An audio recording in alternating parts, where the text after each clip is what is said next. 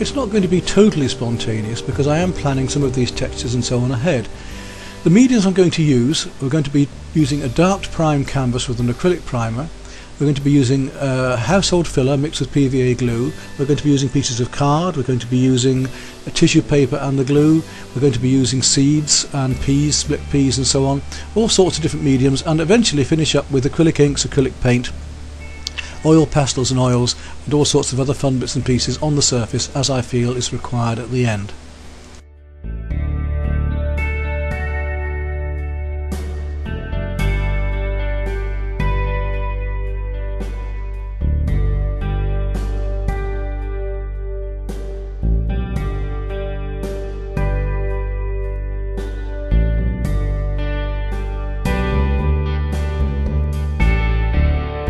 A large 3 foot by 4 foot canvas that I've already primed with dark acrylic undercoat.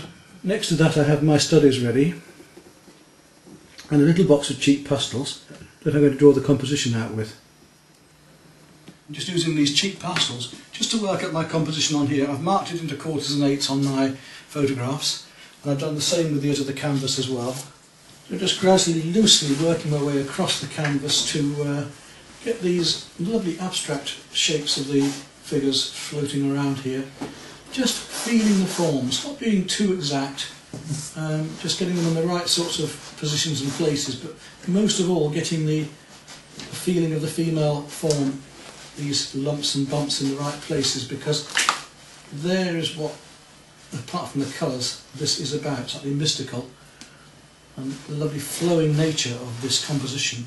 So I'm measuring across my paper all the time on the canvas just to make sure things are in the right sort of position. So an eighth of the way down, that's a half, that's a quarter, then about an eighth of the way down here again is the curve of this figure, just about right there now, coming in with a lovely negative shape here, which is about a third of the way down there.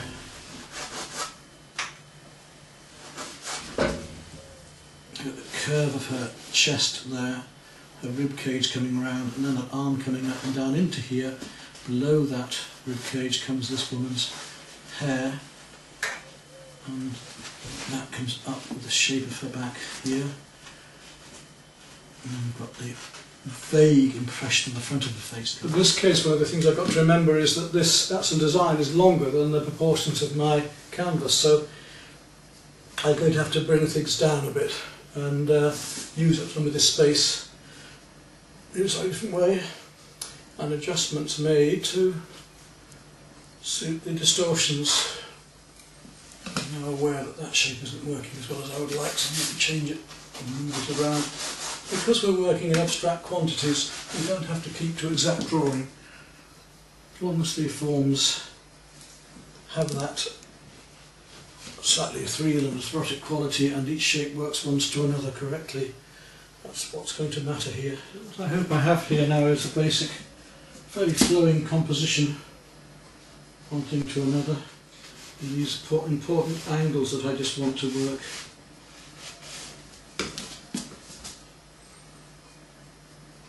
It's not a matter of an arm, or it's an indication of, it's just to get these abstract shapes which are rather lovely. So that's working on the figures, and I'd like to be able to use some of the other textures and patterns that I've got around the place amongst this as well, possibly a bit later on. To start putting on some texturing, I think. I'd like to put some texture on before I actually start the painting, as I'm going to be doing mainly in acrylic and then working up in all sorts of mixed mediums.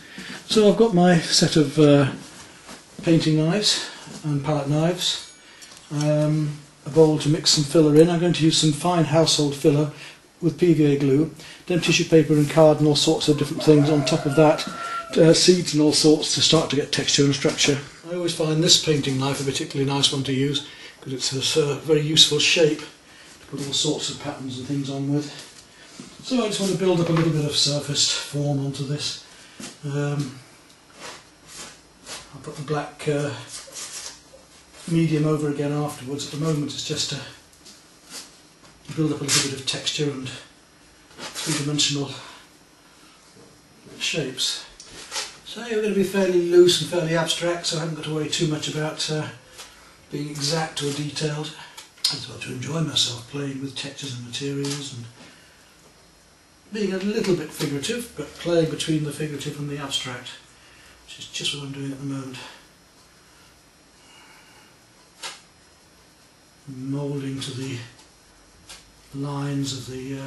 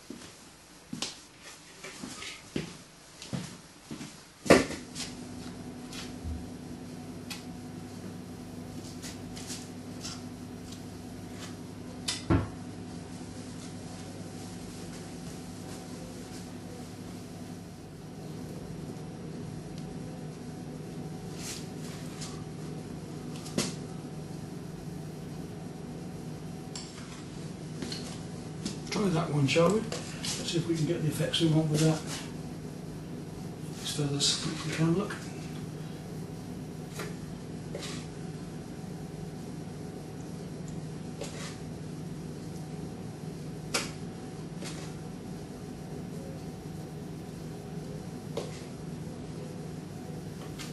Laying some over the top of these card ones. I want some more filler at this rate.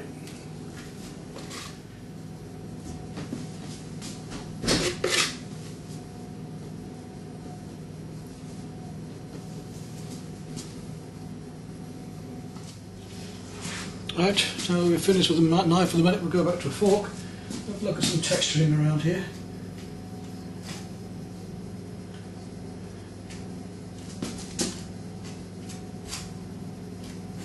These pheasant's feathers, which are fluffy and above, bluer ones here.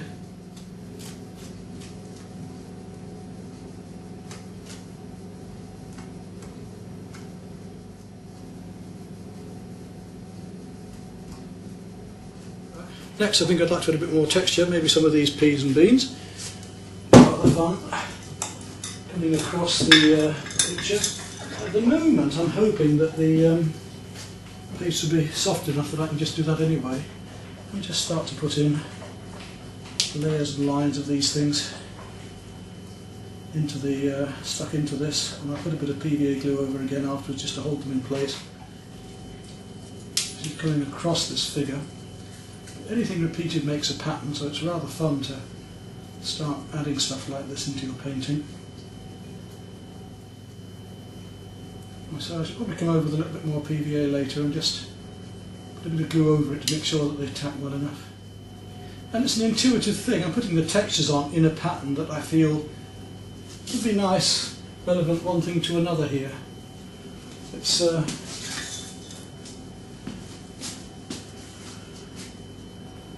rather fun. You could even mix this with the filler to stick it on, but you're going to lose a little bit of the texture if you do that, so I thought it'd be more fun just to stick them on like this. This is before I even get to my paint, but I think I should be adding more stuff in with the paint again as well. I won't just finish here. I should be adding more paper and textures and things as I go on. I want to really enjoy and explore this time. And for amusement's sake, this is an entirely vegetarian painting. Fabric canvas, plastic glue, beans, no meat products at all. So no animals were harmed in making this painting.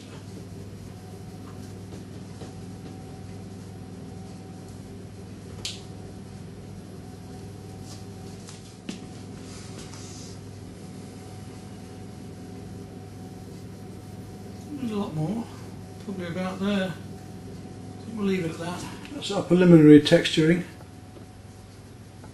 See how we've used these peas and beans and the bits of card and the fork and so on to build up a texture underneath before I start colour.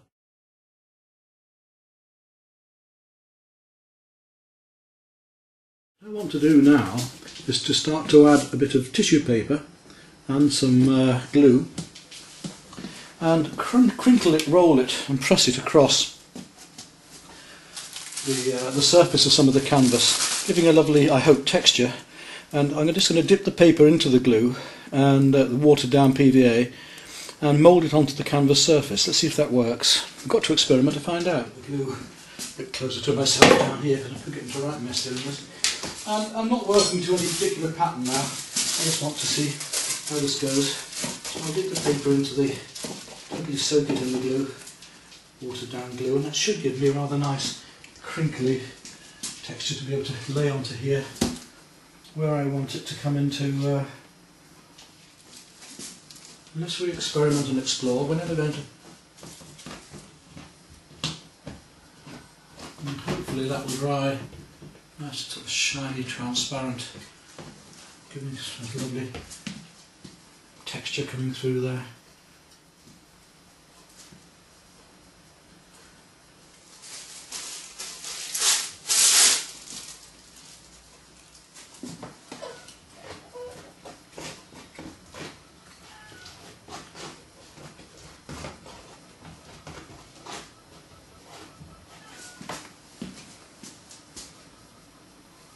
There we are. Should do for now. I'm going to move on to my acrylic inks now. They're rather lovely colours, these FW inks, and I think we should be able to paint these fairly loosely, wet into wet, underneath over this canvas, and then work over with the ordinary acrylic paints afterwards. Now let's have a look at some of these colours here and see what we can do. I'll take a nice big paintbrush and come on with my colours. Let's see if we can get away here.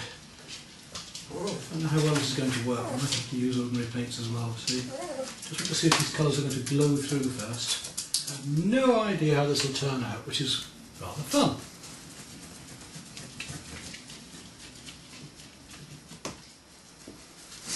So we're playing with different surfaces and textures at the moment. And I thought that it would be better to work some of this colour across the white filler to give it more luminosity at this stage.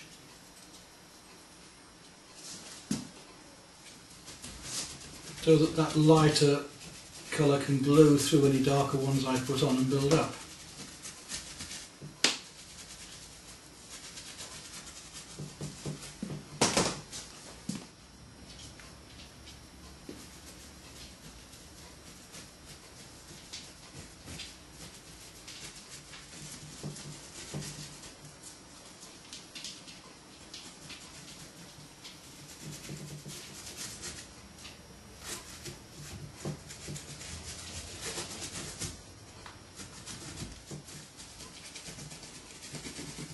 Of the inks, and then we build up the paints afterwards, I reckon.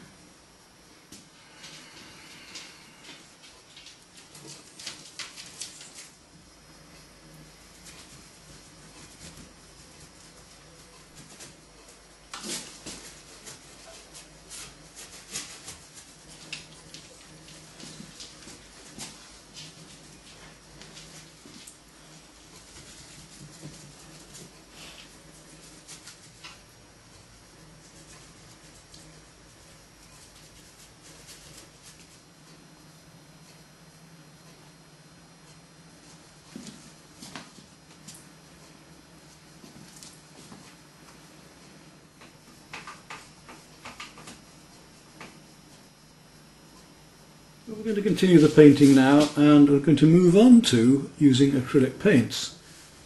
I've got a standard setup here, a couple of my filbert brushes, and a hake that I want to use for doing some of the feather work on the pheasant's feathers that I've been using. I'm going to start off with just looking at some of these lovely colours of the pinks and purples here that we had earlier. In fact, they still seem to be glowing fairly well. Maybe a little touch more greens in places. There's a lighter area here that I want to play around with. So we can use the paint fairly thinly as a glaze and gradually build it up if we want. And there are all sorts of lovely colours going on, but we can use our finger as well to paint with. Doesn't matter, once you get the effects you want. Thin that right down. So start to get a glaze.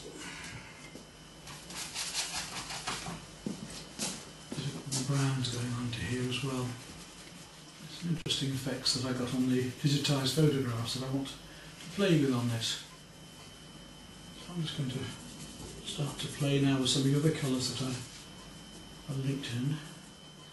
And of course now I can paint with the acrylics, with acrylic paints. I can paint opaquely or transparently. It's my choice now.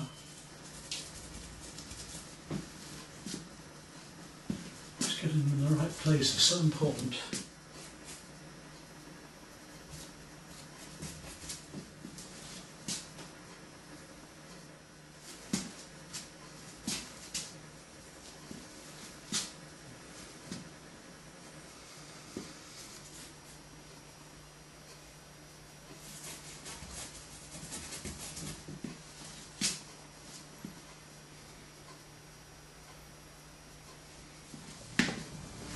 I've got the basic underpainting done on most of it now.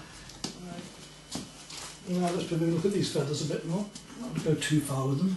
I don't want to do all of them because it'll be destroying the idea of the painting, but what I'm going to do is mix up some colour and use my paintbrush to put it on, because I want this furry feeling still. So we'll look at this very light blues. Keep working at this. If you don't like something, we'll change it, take it out a bit again, and get back again later and keep changing things to get what we want. And just feather down the tip of the brush on these ends of these pheasant feathers here.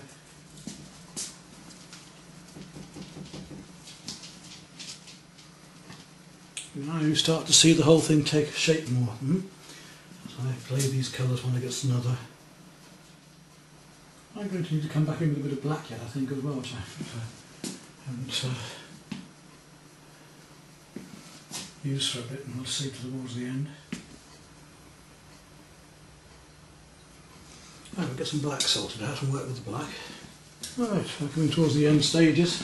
We'll look at a bit of black. I need a bit of black Indian ink now. Just look at